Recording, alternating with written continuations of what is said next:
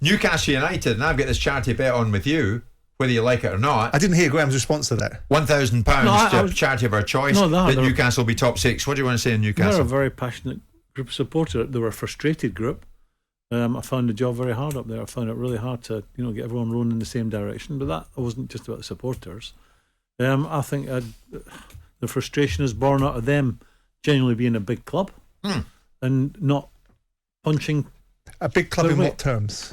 Big support, generate decent income, the passion. Well, especially now. Yeah. I mean, the passion for their football club, the one team in the city. Because I've always maintained Newcastle are a big club in Newcastle. No, they're a big club. If you get 60,000 people, you're a big club. I mean, they should. All right, we could spend the show talking about that. What is the criteria for a big club? What defines a big club? But what you have to say is the supporters up there are exceptionally passionate about. They are indeed. Club. They are indeed. And these days, expectation is high, of course, because they know the Saudi ownership have very deep pockets and they wonder what might be on the horizon for them.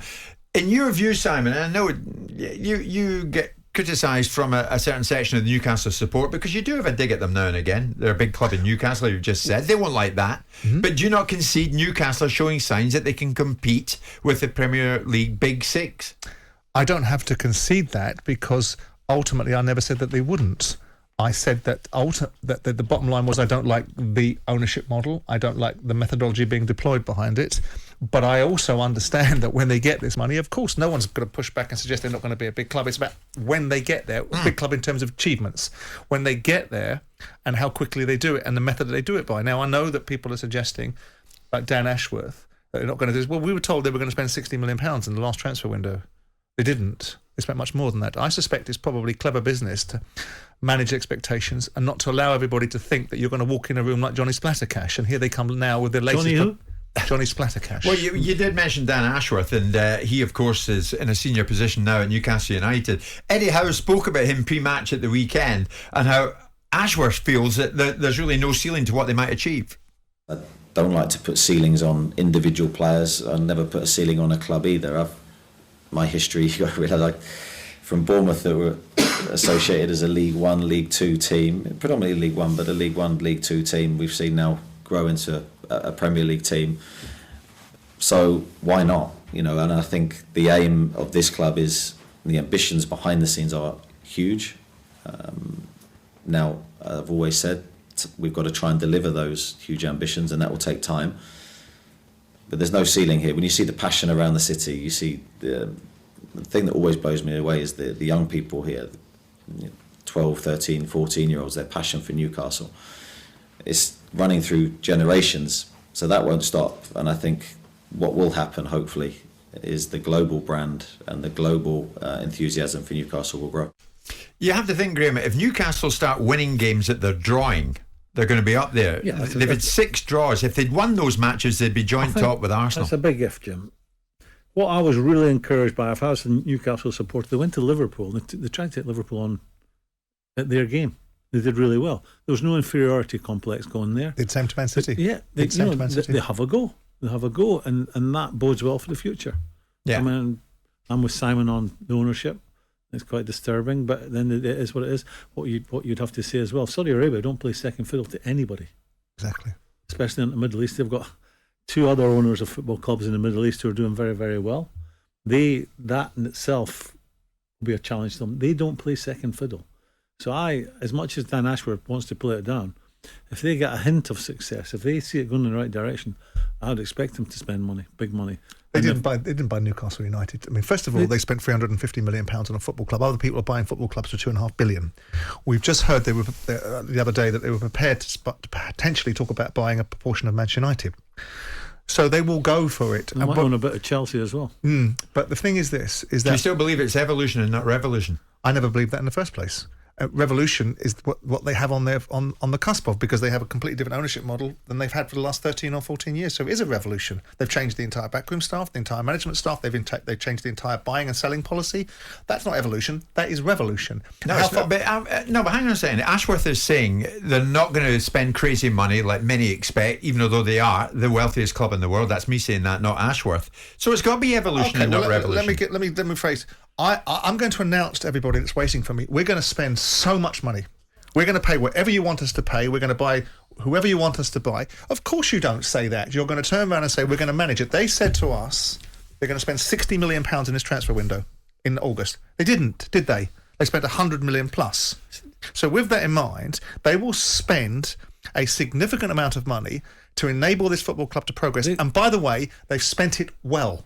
And what they've done so far has been very, very good. They've got a decent manager that's sort of proved people like me that felt perhaps he wouldn't be able to get a side defending very well, and perhaps this was a job that was going to be too big for him. And they had to spend it. They get an injury to Karen Wilson, that's why they went out and got Isak. Well, they did, yeah, but they went out and spent 70 million quid. You've been buying one anyway. Callum is a very good player, but he's injury prone. I mean, how to make enemies very quickly is what Simon's saying. We're going to outspend everybody out there.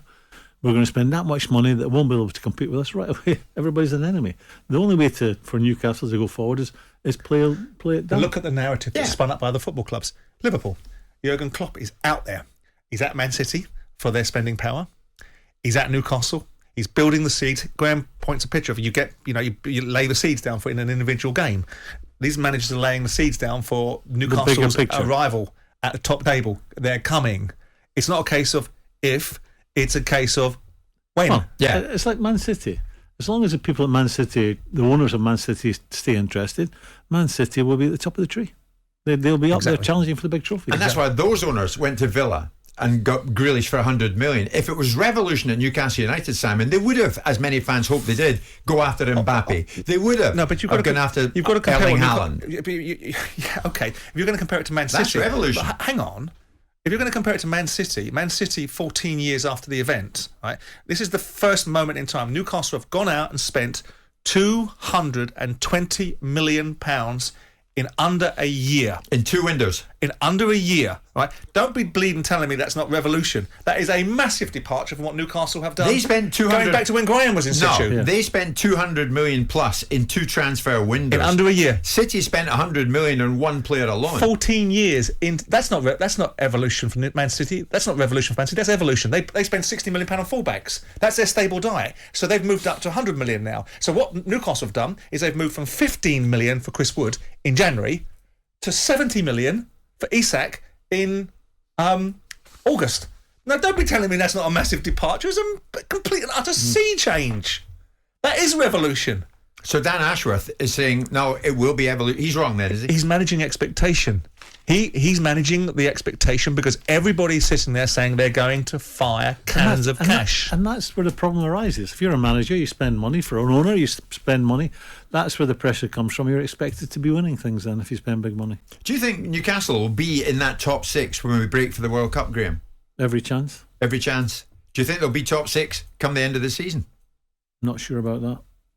But, I come back to it. I think I'm surprised at where they're going. Eddie Howe, I live down there in Bournemouth, did a remarkable job at Bournemouth, getting little old Bournemouth into the Premier League, keeping them there, but ultimately got them relegated. So I'm surprised that he's gone there and it's working out the way it is for him. Certainly up next for Newcastle, Everton on Wednesday, and it's another winnable one, you have to think. Anyway, Newcastle flying and going in the right direction under the Saudi ownership. Jim White and Simon Jordan. Monday to Friday mornings from 10 on AM, on DAB, via the talkSPORT app and on your smart speaker. talkSPORT.